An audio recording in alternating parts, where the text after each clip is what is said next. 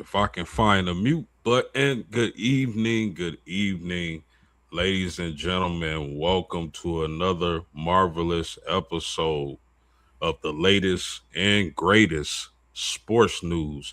And today I got some very special guests with me. I got the living legend, Mr. Robert Brown of WTP Sports Dudes. How you doing this evening, sir?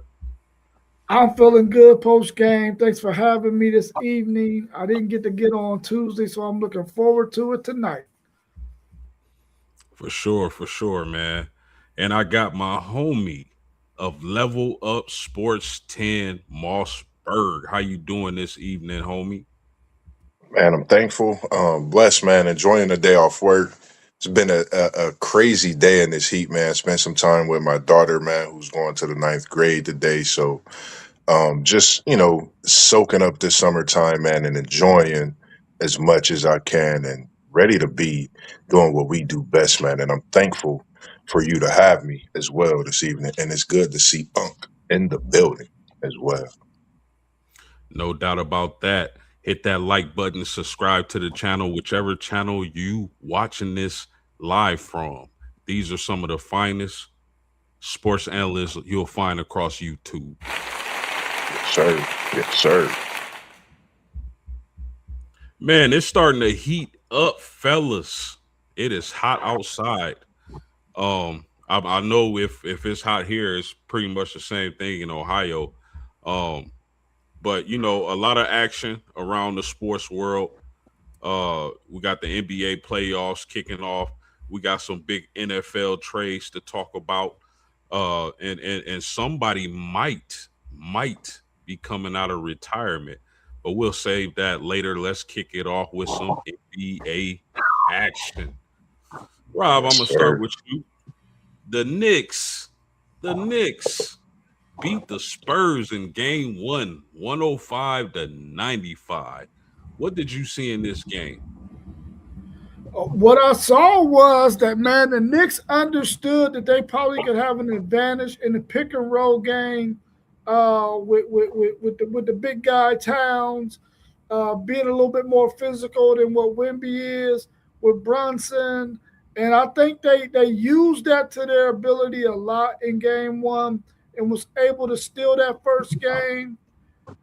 But for the Spurs to not have Harper on the court more than they had DeAndre Fox, I thought was a big mistake by the Spurs. So I think in game two, they'll probably do something different from the Spurs' point of view. But I really like the way the Knicks went to what they thought they had an advantage with, and they worked it to a T, and they were able to get that game one victory. So kudos to the Knicks. Still in one in game one because we felt like if they're going to win this series, they got to steal one of these first two games. And it happened in the Yeah. first game, which is usually how it goes if somebody needs to steal one on somebody else's court. Yeah. Do you I like when you watch the game, do you think these teams are evenly matched now that you got to see game one? Or do you still think the Spurs have the overwhelming talent advantage?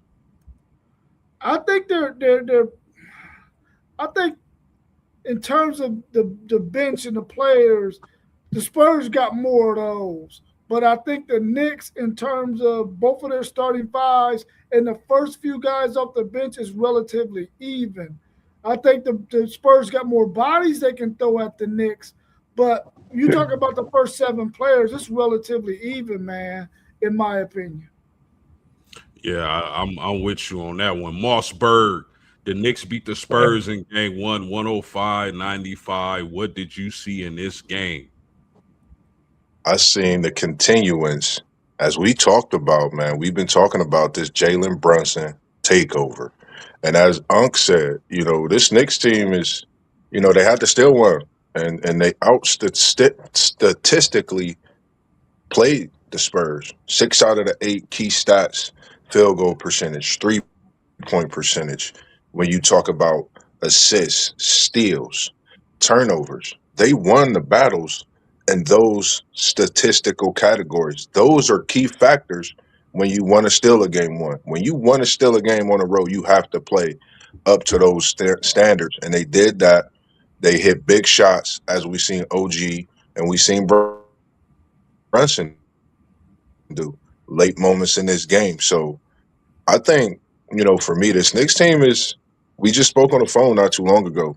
They're scary after really watching them in this first game. And as Unc said, Spurs is deep, but that first seven of the Knicks is dangerous because you could rotate those two that come off the bench and put them in as starters. And that gives the Spurs a different way to come at them on the defensive side and try to figure out their matchups. So I think right now the Knicks are in a great chess match. And they say it's the king of New York. And right now they got that piece that's making things happen in Brunson and that team as well. Yeah, man, some great points as always, fellas. I mean, Appreciate it. I picked the Knicks in game one. I picked the Knicks to win this series. Some of the things I pointed out was how big of a factor Karl Anthony Towns and Mitchell Robinson had to be. Wemby's Yeah. learning that this isn't Chet in those Oklahoma City centers. I think the drop back free safety position that we're used to seeing Wemby play during these playoffs has to be switched up. Like I think Yeah. can get away with that with a team like Oklahoma City, but a team like the Knicks, where Karl Anthony Towns, we saw him driving to the basket, being physical. That was a very physical ball game. You have to switch up your game plan. I understand he's a great. You can use him as a free safety, but against this Knicks team, I don't think that's the best strategy, especially when Karl Anthony Towns is on the floor. And my man Jalen Brunson, I don't think the Knicks, their supporting cast had their best game.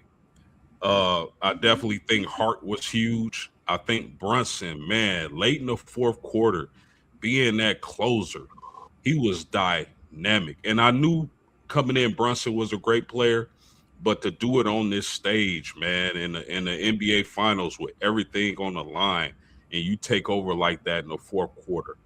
Normally in Yeah. basketball, the guy who can take over like that in the last 3, 4, 5 minutes of the game, that symbolizes the best player on the court. So it was a really interesting match. I want to see game.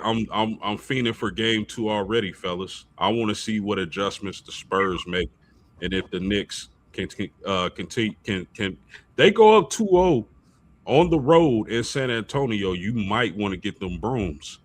I'm just saying, Mike. Man. Y'all got anything else on this?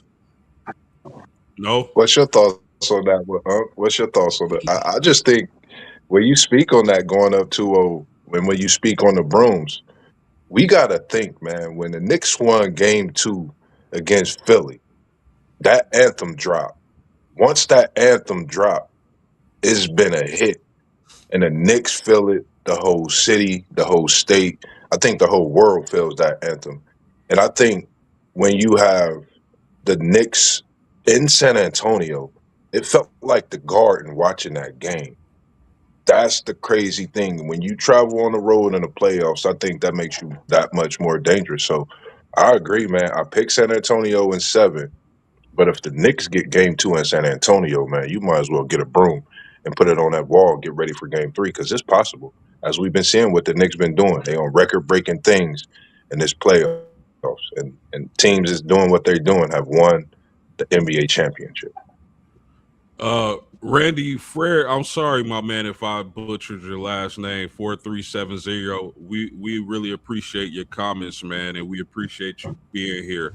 Keep the questions and comments coming. You got anything on that, Rob? My bad. No. Nope. All right, let's move on.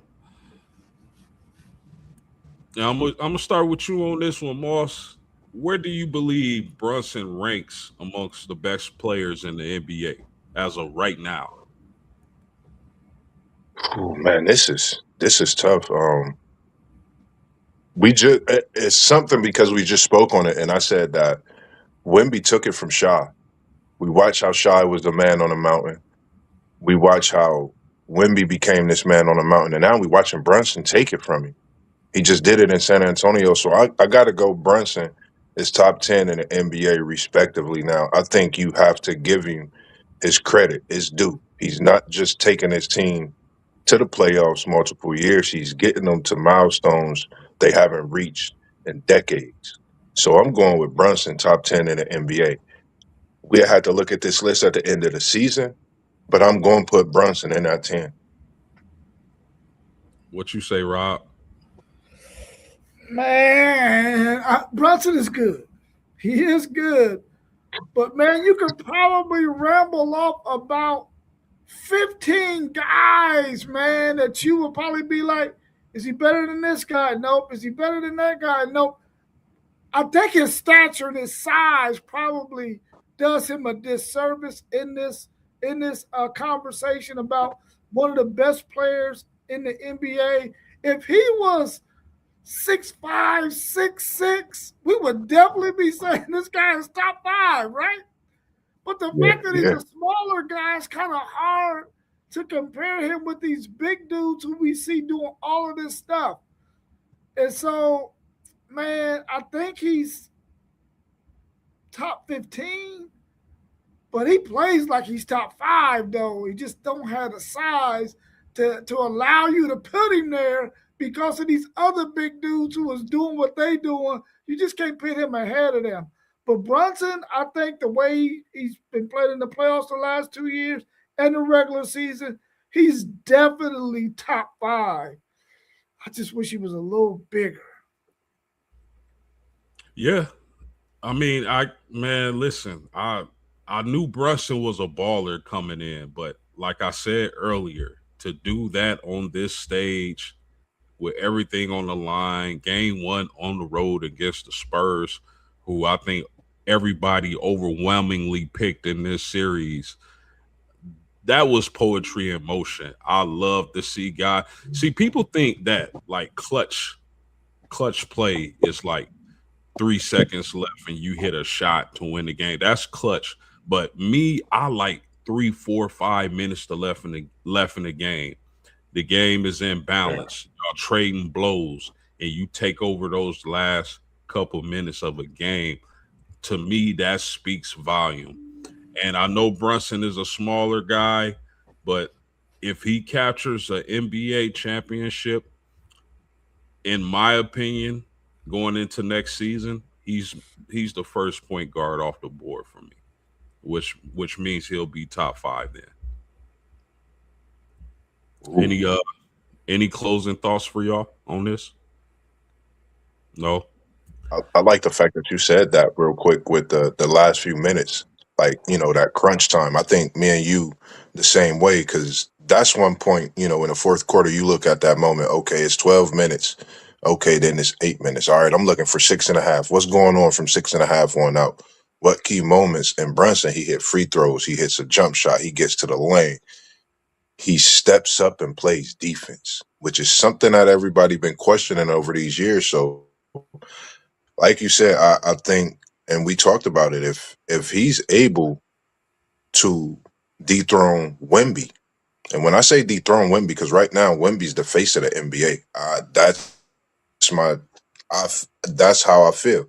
But if Brunson and this New York team win, you got to put Brunson as the man of the NBA. You got to put him as the face right now, because he's been through what it takes to get to this point, and he's proven it. And getting that Knicks team a title, man, he gonna have not just the keys to New York. He might have keys to many cities and states, man. This is major. This is iconic, and what this Knicks team is doing right now. Yeah, for sure, man. I'm gonna start with you on this, Rob. What will the Spurs have to do to avoid going down 0-2 headed to New York?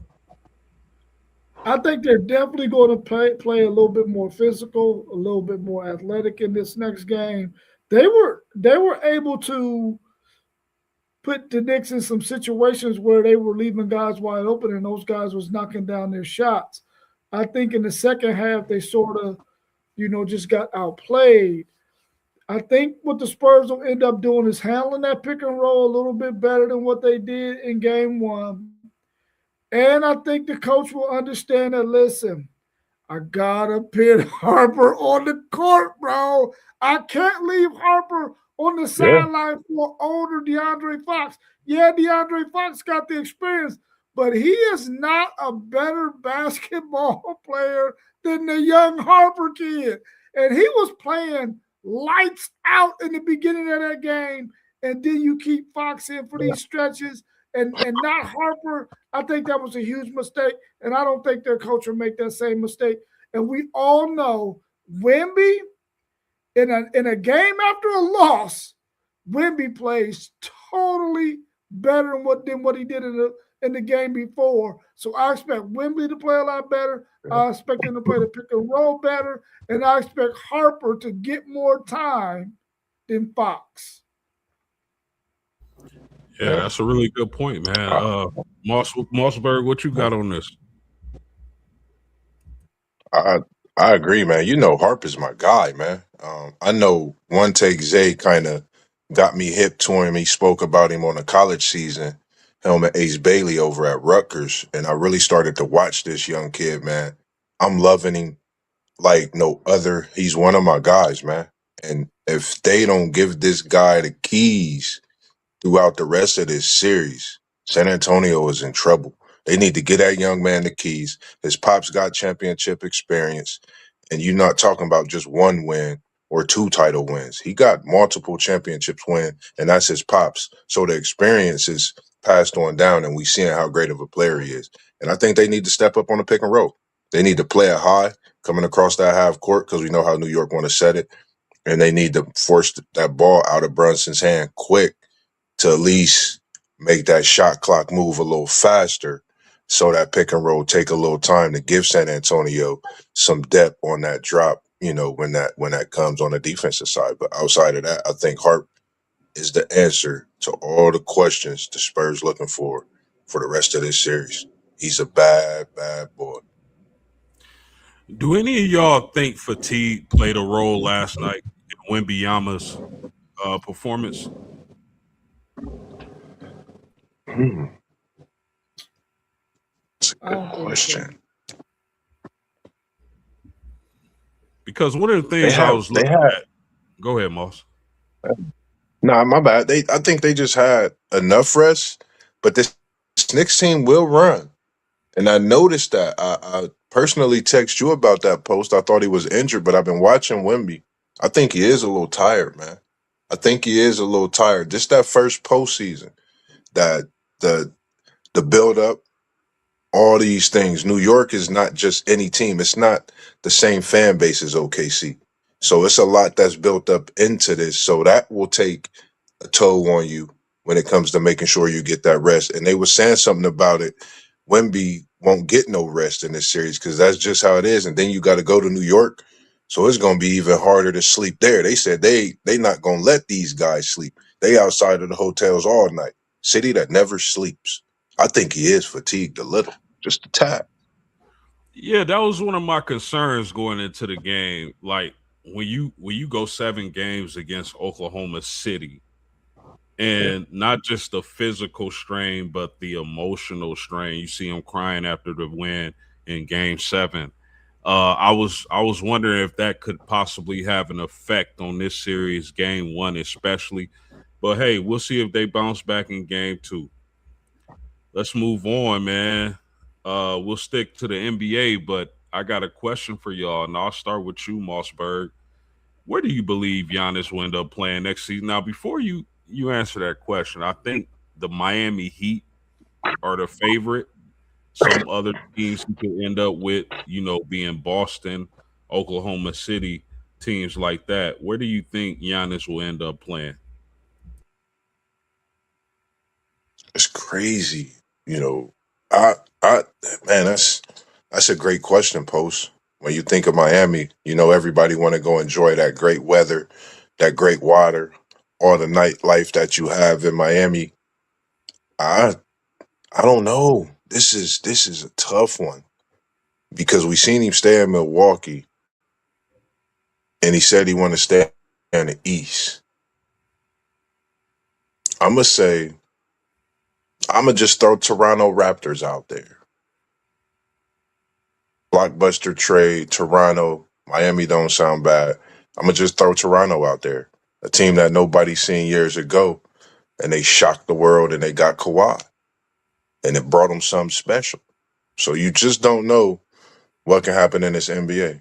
I'm going to say Toronto, Miami, being that second team, possibly. I like that pick with you. What say you, Rob? Man, that's a really good question, man, because when you think about Giannis and the fact that he's been in the small market in Milwaukee, being the face of that franchise, I'm not sure that he wants to stay in a small market again where he knows it's going to take some valuable pieces in order to be able to win a championship, especially when you're facing such talented teams in the West for a title. Yeah. I think he's going to have to go to a larger market. I'm going to tell you right now, I wish it was my Philadelphia 76ers. But as long as we got Joel Embiid on the books, that's going to be too hard to do. But I would love to see him in the Sixers uniform. I think he will go really, really well with Maxey and Edgecombe. I think that's his name. How you say his name? I think he will go really, really good with those two. I just don't see him going to a small market. I see Cleveland was thrown out there. I just don't see him going to another small market. I think he want to go somewhere we can have two other guys, still be able to get some good money. But if he goes to Boston, you know, Boston got to give up a piece, man. So I don't think that's going to happen. I'm going to just go out on a whim and say my Philadelphia Sixers find some way to make it happen. And he goes to Philadelphia. Ooh, I like it. Yeah, that's a nice pick. A lot of money involved. I mean, fellas, if I'm OKC, I'm going to get Giannis. Like, if Giannis wants to win, Oklahoma City is the place to be if it's about winning. You play with a superstar like Shai Gilgeous-Alexander, who I don't think is a selfish superstar at all. I think he'll be willing to let Giannis, you know, play his game in OKC. We know they have draft picks long as Lincoln Way. So it'd be interesting to see, and they don't need them. Like their depth is already crazy. So we'll see what happens. If I'm OKC, I'm trying to make a move for Giannis ASAP. Miami is the favorite. I mean, could you get as much from Miami as you can get from OKC? I don't think so. So we'll see what happens, man. That's something to you got anything, Moss? I think that's the biggest thing this offseason, man. Giannis. Like, there's so many possibilities. And like you said, I think that OKC, if it don't make dollars, it don't make sense. But I think it makes sense and make the right amount of dollars because you earn a lot of them when you win titles. And I think if we see him go to OKC, we know what could possibly happen. The only man I think that could physically and inch for inch, even with inches over him, match up with Wemby. Okay. I agree with that point. I think getting Giannis over in the West with OKC, that would be big trouble for any other team. That's for sure. But fellas, man, if you don't got anything else, I wanna switch over to the NFL. So a lot of trades been happening, and the big one is this one. And I'll start with you on this one, Rob. What kind of impact do you think Myles Garrett will have on the Rams? I mean, we saw what kind of motor he had with the Cleveland Browns, which I'm quite sure he knew the Cleveland Browns wasn't going anywhere. Now you had a contender, and the Rams were on the cusp of making it to the Super Bowl. They just happened to lose to the eventual Super Bowl champs. He's going to be licking his chops because I guarantee you he feels like Now I'm on this team. I was probably the piece they was missing to make it there. He's going to be licking his chops, and you're going to see Myles Garrett has such an effect on that Rams roster that they're going to go from already being high confident wise to being to the ultimate confident wise. And I think he's going to go out there and ball out. I think he's going to ball out, man. And I think he's excited for this opportunity to finally have a chance to contend for a Super Bowl with a team that has a coaching staff and has veteran players that's really going to make it quite easy for him. Because if you look at the Rams' two defensive tackles and the depth they have there, those guys command double teams, which allows Myles Garrett, who you never want to be singled up on no tackle, he's going to have one-on-ones a lot. And that means quarterbacks are going to end up on their back. He might break his sack record again. Wow, that's interesting. I mean, I don't disagree with nothing you just said. It's going to be a crazy season for those Rams. Mossberg, what kind of impact do you think Myles Garrett will have for the Rams? I think Unc just said it best. And when he said licking his chops, I started thinking about lamb chops. And by the end, it was like free lunch. He gonna be out there. It's like free lunch, man. He out there like a kid. And like Unc said, he could do what he do. He could get that free lunch. He could open that sandwich. He could get that juicy out, go on the sideline that I'm talking about right now. Get his Gatorade, get right and get back in. Do what he do. And I think when you talk about breaking that sack record, I was thinking we're going to see things that we haven't seen from Myles Garrett. We about to see a different duffel bag that he has in his arsenal. He's going to L.A. over there with one of his buddies. And it's your GOAT, King James, one of his guys he works out with in the summer. I think they're going to link up and have something to say when it's all said and done. But, yeah, I think it's going to be a major factor with what he's doing with a team that's competitive and can win it all now. Yeah, I agree with everything y'all just said. I do believe this is the missing piece for the Rams in order to win a Super Bowl. I love what they have on offense. I extremely like what they got on defense now.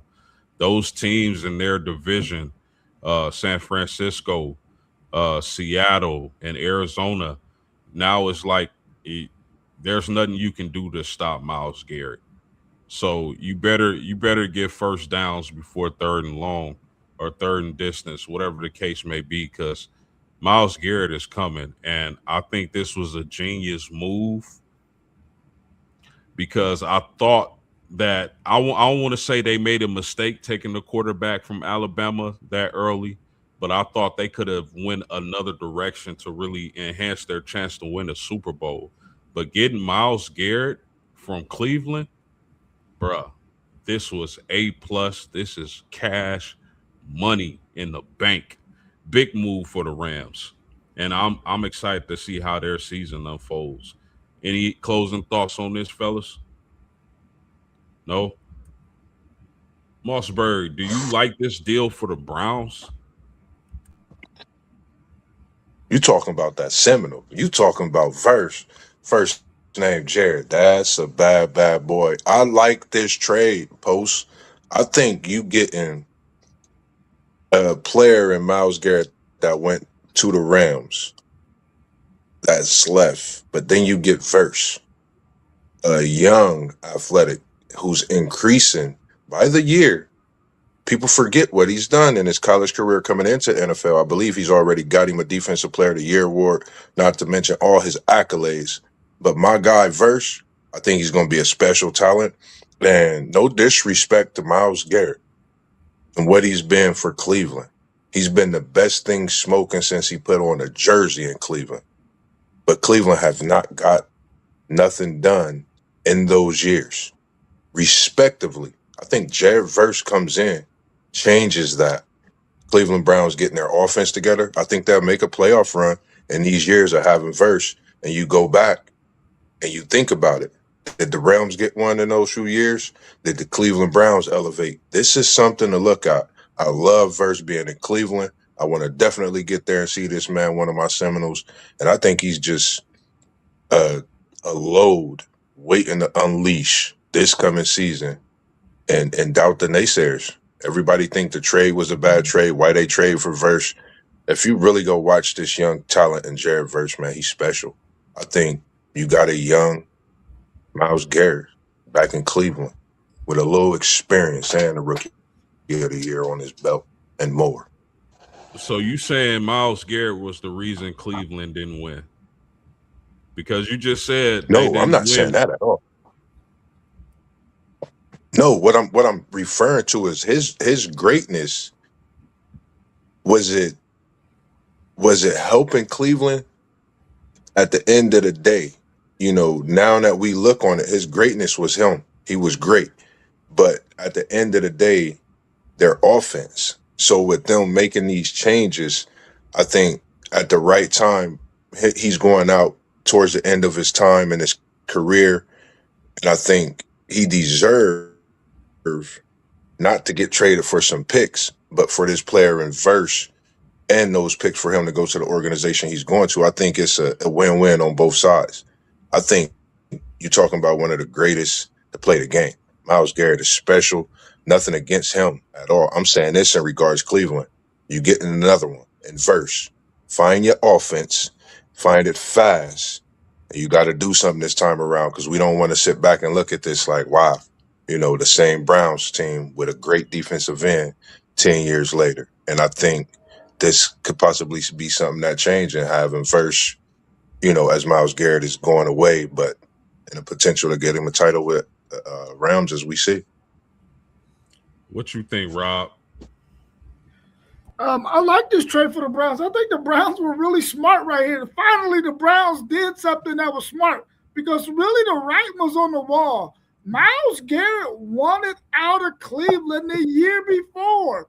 They signed him to this mega contract. He goes, he wins the sack title, but we already know that Myles Garrett was already had 1 foot out the door. He was ready to go be a photographer, bro, because he had already really accomplished everything he could possibly accomplish at Cleveland, and he knew Cleveland was probably not going to win a Super Bowl with him on the books and not being able to get some of those pieces. So he went somewhere where he could possibly get him a Super Bowl, probably play maybe 2 or 3 more years, and he was going to be out anyway. I think it was a brilliant move for the Browns. Get him off the books, get a younger guy who's only in year 3, who got a high upside, and also you got picks on top of it that's going to even further help the Cleveland Browns. We've been used to them doing boneheaded stuff since we've been watching them play. And this move right here, when you first look at it, Myles Garrett gets traded, you thinking, what the hell are the Browns doing? But then when you get to see everything that transpired, the deal, how it went down, the players, the picks, all of that, you say, oh, man, the Browns had a really good move right there. That's a really smart move to go ahead and offer him. I like it for the Browns, and I feel like the Browns understood that, listen, we got to get younger for one, and we got to stockpile some picks because eventually we got to be in a position to win this division, and we're already facing freaking Joe Burrow and that wide receiver crew they got, and we're facing Lamar Jackson, and the Baltimore Ravens is one of the best organizations in the NFL, along with the Steelers. So you have to get better if you're ever going to be able to compete, because the Browns have some of the greatest fans in the NFL. Their fans are going to come and pack the stadium, but they want them also to be good. And I think the Browns made a really good move right there by sending Myles Garrett, getting Verse, and those picks. I love the move. Yeah, I agree with y'all. I love the move myself. You guys, of course, make really good points, but I think the Browns wrote 7s for Myles Garrett, and I know y'all explained it some, but I'm gonna piggyback off that, the Browns aren't going to win anything in the next few years. They're in rebuild mode. They're gathering assets. They're building their defense around young players, and they got a really good young player in Jared Verse. Good move. Um, but sending him to a Super Bowl contending team, I think that was them showing Miles their appreciation for what he's done for that organization through the years. His sack totals, him being a great teammate and a good ambassador for the NFL. I love this move for the Browns. Again, they get draft capital and a very good young player in Verse to add along with Mason Graham, who they drafted, or was it last year before last? I think that's two very good defensive linemen to build that defense around. Even having Denzel Ward and drafting McNeil Warren in this year's past draft, so they got some pieces. They're getting younger. Myles Garrett is in the last few years of his career. Put him in a position to go out with an NFL championship. So I love this deal for the Browns as well. Any closing thoughts, fellas? No. Okay. Shout out to the Browns, man, and the organization. For sure. That's it. I mean, I just say that because of what they've been doing within the draft. That's it. Yeah, no doubt. Now here's something that's been floating around, fellas. Do you, and Moss, I'll start with you on this one. Do you believe this deal pulls Aaron Donald out of retirement? Man, I agree. I think it does, man. It's very, very possible. We know how close those two are. We know they've worked out. They've spent summers together. They're like brothers. I think it's very possible, man, for him to come out of retirement, try to run this thing back. And I think we're looking at that 2022 Super Bowl matchup all over again. But Burrow going to be going against a different quarterback, I think, in LA this time around. So I'm looking forward to it if it happens, seeing him come out of retirement, playing with Myles Garrett. I think it'll be something that we all would love to see. Two defensive ends, we always talk about it. It would be special for the NFL and seeing all these high-octane offenses going against a stout defensive end, Hall of Fames, when it's coming at you. So I would love to see it, but it's possible. I'm going to say 50-50 right now for me, 50-50. So at age 35, you think Aaron Donald is going to come out of retirement to play the defensive tackle position at age 35? I've been watching Aaron Donald's workouts and what he still be doing. That guy's still chiseled. I think he could still get out there and play right now. Okay. Rob, what you got on this? No way in hell. Listen, man, listen. Aaron Donald is in the company of Barry Sanders, Megatron, Patrick Willis, dudes who left NFL football in perfect health. You won a Super Bowl. Now, those other two guys didn't. But, man, listen, he has no reason to come back and prove anything to the NFL. NFL players at that age only come back for two reasons: money and health insurance. And he don't need neither one of them, bro. He's already taking care of his body. He's already in great shape. He got plenty of bread. He is not coming back. Who the hell will retire for a couple of years and want to come back and do a grueling NFL season workouts and all of that crap after retiring for 2 years and living a good life? Man, nobody wants to do that. I guarantee you Barry Sanders called him and said, bro, quit tripping. I know you're doing that for clicks and giggles. Patrick Willis calling him too. Listen, man, I know you're doing that for clicks and giggles. Megatron calling it too. Yeah, man, I know you're doing that for clicks and giggles. He is not coming back, bro. It's just for good media hype. Man. Listen, I don't think he comes back. But if he's going to, it would be now. I wish this would have happened 2 years ago. How long has he been retired? Anybody know off top?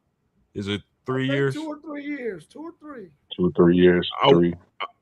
Okay. I wish this would have happened, when he was pondering whether he was going to retire or not. Getting a player like this to play with on that defensive line.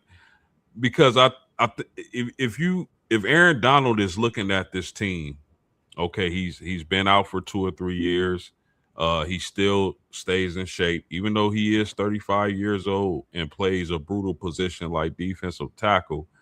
When you look at this team, Matthew Stafford, Puka Nacua on offense, and then a chance to play with another Hall of Famer and Myles Garrett, that's going to be extremely tempting for Aaron Donald. And it gives him a lot to think about, because I do think this is a Super Bowl type team they have assembled. But ultimately, I don't think he's going to come back into the NFL. But if he was, it's now. And that's for sure. Y'all got anything else on this? Don't do it, Aaron Donald. Don't do it. We all licking our chops on this one, hoping he come out, pop out, and do something spectacular, man. For sure.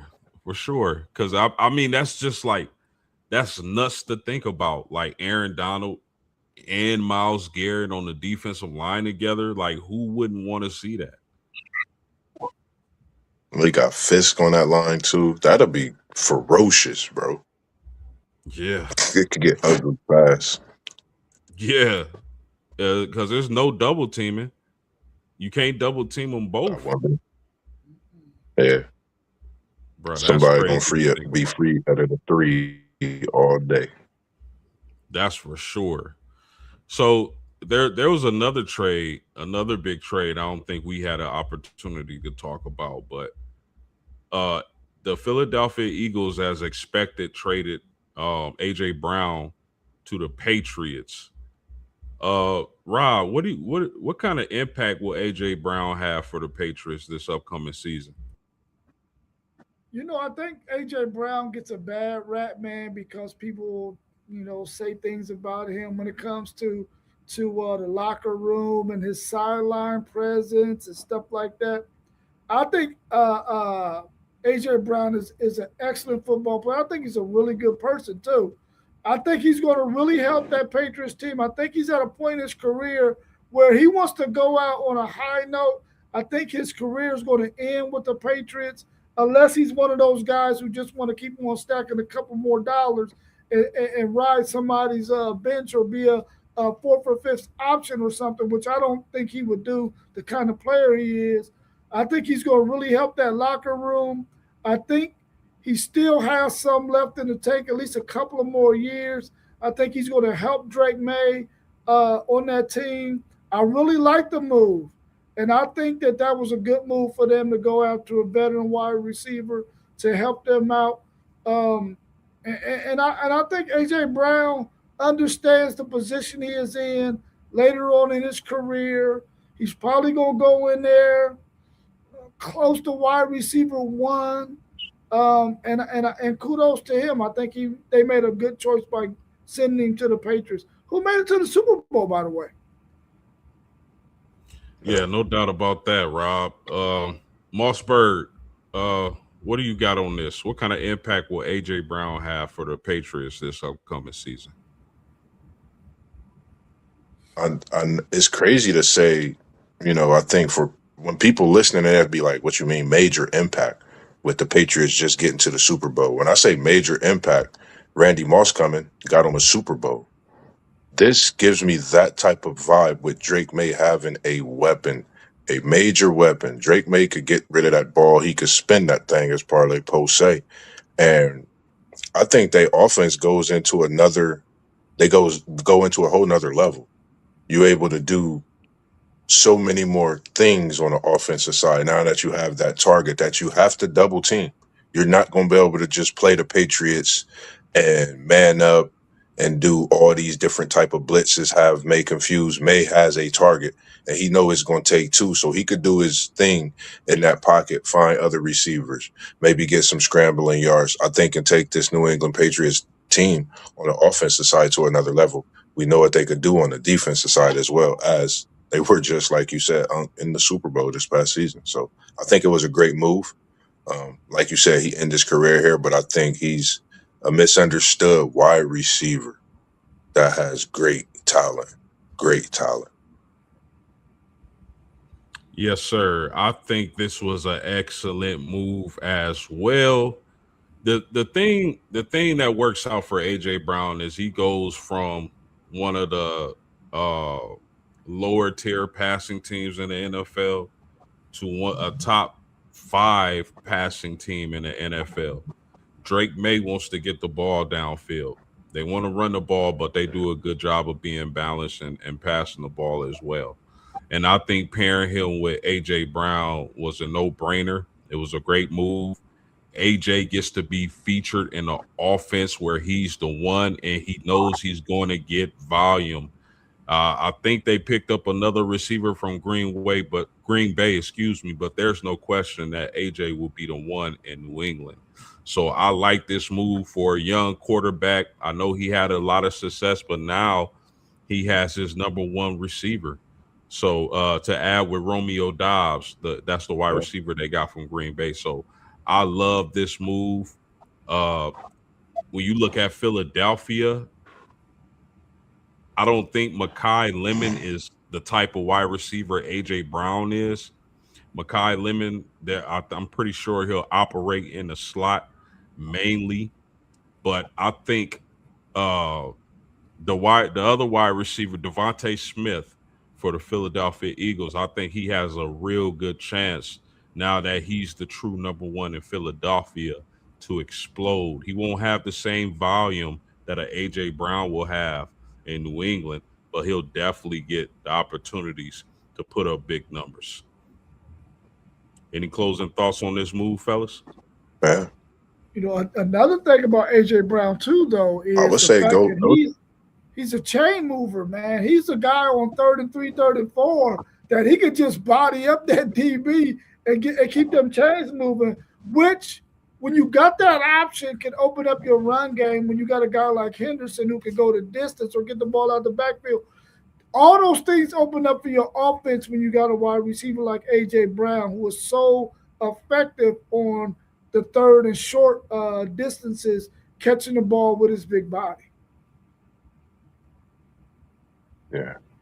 You have something to add, I Mo? would say just go check out Drake May. Yeah, I would just say check out Drake May from year one to when he got selected in that NFL draft. He's doing almost a repeat at the next level. And now to get these two impact receivers after going to the Super Bowl, watch out, NFL. This boy Drake may go in the early season and continue this tear throughout the season, having weapons like this. And I'm going to say weapons of mass destruction because you don't get two receivers like that. And we know Romeo, oh, where thou Romeo, through the injury, he could still be a one anywhere else. Yeah, I agree, man. I love what kind of receivers Drake May will be throwing to this upcoming season. And it's funny because he was an MVP candidate last season. I'm interested to see how he plays with better weapons this season. So let's that's all the NFL talk I got for y'all. If you're in the chat, please smash that like button for us. It helps us out tremendously. Subscribe to the channel, whatever channel you watching this on. Subscribe to it. You will not be disappointed. We working over here. So Yes, indeed. my last question, on the docket. I want to go to the WNBA. The season is still relatively young. I think they played maybe just under 10 games. But exciting start. I'm gonna start with you on this, Moss. Who's the best team in the WNBA you've seen thus far? Man, it's been a couple teams I've seen, but I've seen most this Golden State Valkyrie squad post. Me and you was talking when they had that overtime game. I think it was a double overtime against Indy. I've been watching this team. People forget they're coming in as an expansion team still early in their years. I think they're a problem. They're fourth in the West, 6-3. They're in in that Commissioner's Cup, and they playing at Minnesota tonight at 9 o'clock. So I think this is a testimonial game. And when I say testimonial, testing the strength of not just the team, but I think this franchise. When you talk about Gabby Williams, you talk about a Veronica Burton who's definitely changed the culture coming over to this team, averaging 14. I mean, you're talking about a point guard. Lisa Pinachero, when you think of these point guards, you think of her. She averaged around the same type of stats, but her assist was higher. And that's the thing I've seen Burton get better at this year is passing that ball, elevating her game from that, and just getting a big win after taking a loss against Indiana. She came back, played very well the second time around, playing 25, getting 5 blocks, multiple assists. So I've been watching this Golden State team. Veronica, the leader of Gabby Williams, we know what she's been doing since coming back and playing in the WNBA. So I think this is a team you got to definitely keep your eye on and watch because they could get wild out in that West with this WNBA, as we've been seeing in this early season this year as well. Yeah, that's really good stuff, Moss. They're actually tied with the Aces for second place. Rob, what you got on this, man? Who's been the best team you've seen thus far? I'm gonna go with the Atlanta Dream. I think the fact that they got Pretty Brown rebound in the trade or to come to their team. I think right now all the pieces that they got that are new to this team, they gel the quickest. And not that they're going to be the best team in the end, but to start this thing off, I think they really gel faster than anybody else who has added new parts to their team. I really like the way Angel Reese is playing right now. Her stats might not be any different than they have been the last two seasons, but you see a much better basketball player in Angel Reese than you've seen in her first 2 seasons. I think she's starting to understand the game a little bit better. She knows how to pick her situations and her spots, and I think she's been playing really, really well. She's been averaging a double-double like she's done her whole entire career. But I think that the thing that she has done is she hasn't been so sort of clumsy at times, to where she doesn't gather herself and she don't have good feet work and balance sometimes on her offensive shots. I think she's corrected some of that. She need to leave that three ball alone though. She don't need to take none of them. Go down in that paint and work and get rebounds. And she's actually passing the ball better than what she has in the first 2 seasons. So I'm going to go with this Atlanta Dream team right now because I think they've gelled faster than anybody else when it comes to the new pieces that they added. Yeah, y'all both make outstanding points. I'm with Rob on this one, right?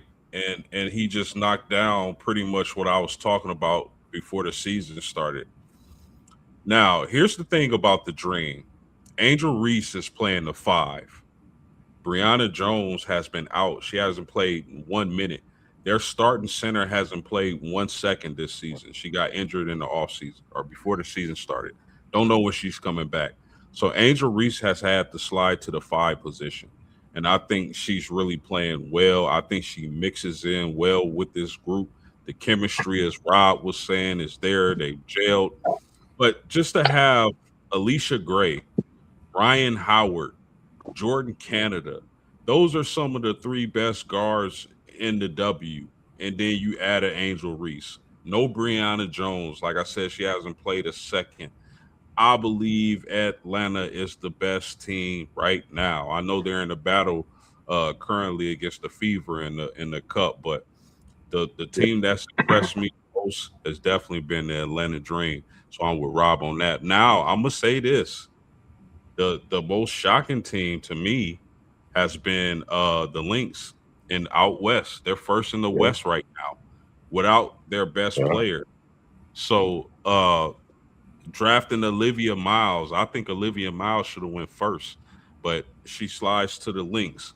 The Lynx, what Olivia Miles has been doing to start the season, I think she's a lock for Rookie of the Year. But man, everything I've been telling the people about Olivia Miles is starting to come to fruition.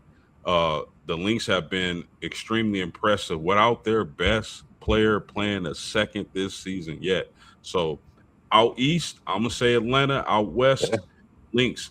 And when they get their best player back, they're going to be a really scary team to deal with. Any closing thoughts on that, fellas? When you say their best player, the people do. If they don't know, we talking to Fisher Collier, one of the Fisher goats right now in the WNBA.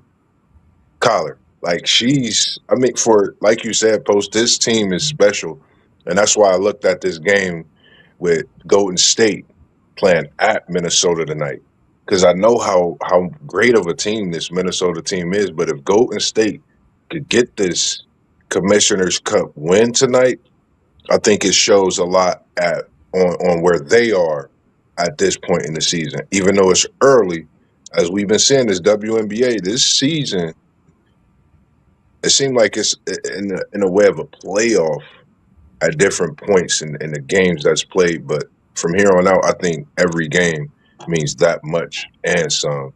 As we've been seeing teams get better and better, and some teams just stepping up as we speaking on this Minnesota team as well, without their superstars. 100%, man. I mean, if you don't watch the W, I encourage you tonight to catch a couple of games this season. You might like what you see. Y'all got Sure. anything before we get up out of here, fellas? Y'all got anything? Well, you know what? My Texas Longhorn softball women are playing Texas Tech, and we know what this beef has been going on back and forth between the Texas Longhorns and the Texas Tech team. So hopefully, Texas won yesterday. Hopefully, they can win again the next game, which I think is today, and in this series and win back-to-back women's softball titles. Light up the big old dome on the big tower, and let's go celebrate another national title for my Texas Longhorns. I don't want to jinx them, but I hope that they can pull it out. My man SEC Sean said it's 0-0 right now. That's a good sign, because as long as they're not losing, they got a chance to win. And I hope that they can pull it out and win this thing, man, and light the tower up and get another back-to-back, that is, national title in softball. For sure. Let me ask you real quick, man, because I know you probably gonna cook on this on Saturday. But do you just a short answer? Do you think what's his name? Do you think Nick Saban should be spearheading college football talks when it comes to him having meetings in Washington, D.C.? Do you think he should be the one spearheading those talks? I mean, I definitely do think Nick Saban should be spearheading, because, I mean, listen, he's been on both sides of the coin. You know what I'm saying? He's won like crazy. We know that, Alabama was giving players money. We know that everybody was. But I think Nick Saban is a really reasonable human being. He loves college football. I think that he should be. Now, I think that if you got Matt Brown or Rick Neuheisel, maybe out of those two guys, you might put them ahead of Nick Saban because of the way they conduct themselves. But I think Nick Saban is a really good guy for that position as well. I mean, anybody who says he's not is probably because he was dogging a team when he was coaching. Yeah, What you think, Rob? Do you? I Agreed, mean, man. Moss. What you think? You think Nick Saban should be spearheading this? I definitely agree, man. I think when you think of college football, you don't mention college football without Nick Saban. Nick Saban is college football. Stamp that. Okay. Ladies and I just gentlemen, we my appreciate y'all thoughts. joining us. Go ahead. No, you Ladies good. and Okay. Ladies and gentlemen, we appreciate y'all joining us tonight. Please like and subscribe. Turn on your notification bell so you know when we come in with that heat for y'all. For Rob of WTP Sports Dudes, for Mossberg of Level of Sports 10, and for Postgame, myself of Postgame Sports, we are out of here. Peace.